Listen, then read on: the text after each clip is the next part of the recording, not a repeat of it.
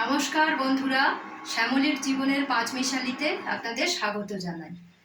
আজকে আপনাদেরকে দেখাবো নতুন একটা ভিডিও। সেটা খুব সিম্পল একটা শুক্তো রান্না। এখানে আমি কিছুই ব্যবহার করিনি, শুধুমাত্র কিছু সবজি ব্যবহার করেছি আর কিছু ফোড়নের মাধ্যমে আমি জিনিসটা করব। এখানে বড়ি, দুধ আমি কিছুই ব্যবহার করিনি।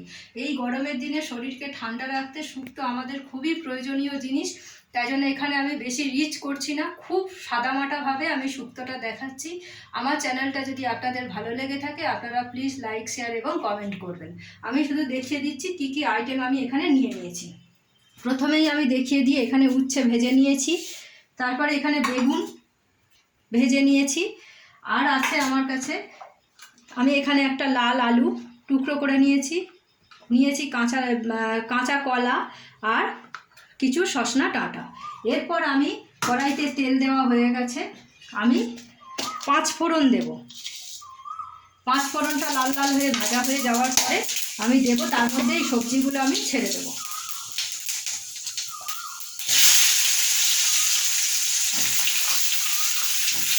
এটা নাড়াচাড়া করতে করতে ভাজা ভাজা হবে, তার মধ্যে আমি একটু রাঁধুনি বাটা দিয়ে দেবো।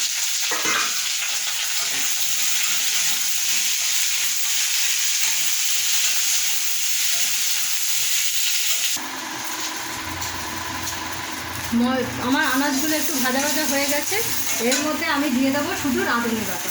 একটুখানি রাঁধুনি বাটা আমি দিয়ে দিলাম, দিয়ে এটা নাড়াচাড়া করে এর মধ্যে আমি বেগুন আর ভেজে রাখা উচ্ছেটা দিয়ে, আর এর মধ্যে একটু নুন দেবো, কিন্তু হলুদ সাধারণত দেয় না, কিন্তু আমি সামান্য হলুদ এতে ব্যবহার করছি। যেহেতু আমি কিছুই দিচ্ছি না, বড়ি দুধ কিছুই ব্যবহার করছি না, শুধুমাত্র এটা আপনারা তেতো ঝোলও বলতে পারেন, শুক্তো বলতে পারেন, যে যেটা নাম দেবেন। আমি এইভাবে আপনাদের আজকে রান্নাটা দেখাচ্ছি।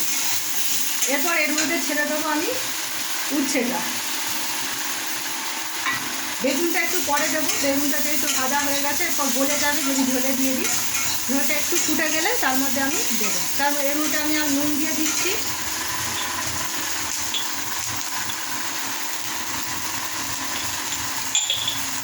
আর খুব সামান্য করে হলুদ দেবো।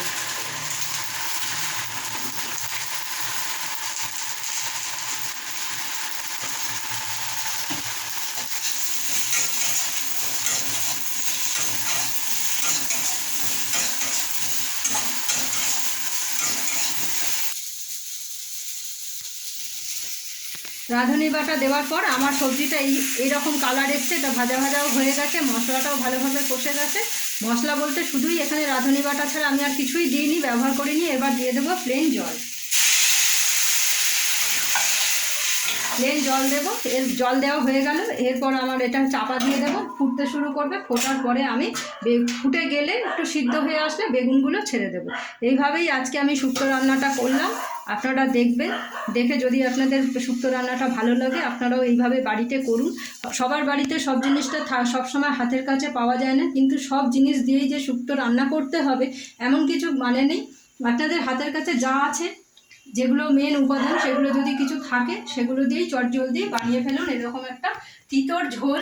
এটাকে আপনারা নাম দিতে পারেন তিতর ঝোল, শুক্তো, আপনারা যেভাবে নাম দিতে পারেন। কারণ আমি এখানে বড়ি, দুধ, যা যা আরও হয়তো অনেক কিছু দেওয়ার দরকার ছিল, পোস্ত বাটা, এসব আমি কিছুই ব্যবহার করলাম না। একদম সিম্পলভাবে রান্নাটা আপনাদের দেখালাম। বিশেষ করে এখন যা তাপমাত্রা 42-43 ডিগ্রি ছাড়িয়ে যাচ্ছে, অত রিচ করে খাওয়া শরীরের পক্ষে, শরীর যেমন অসুস্থ হয়ে যাচ্ছে গরমে, সবাই হাঁসফাঁস করছে গরমে, সেই জন্য একটা তেতো শরীর ঠান্ডা করা ঝোল আমি দেখালাম। এটা বারবারই বলছি, আপনারা শুক্তো বললে শুক্তো, তিতো বললে তিতো, যা মনে করবেন তিতোর ঝোল। আজকে এইটুকুই। আপনারা যদি ভালো লাগে আমার ভিডিওটা দেখবেন, লাইক, শেয়ার, কমেন্ট করবেন।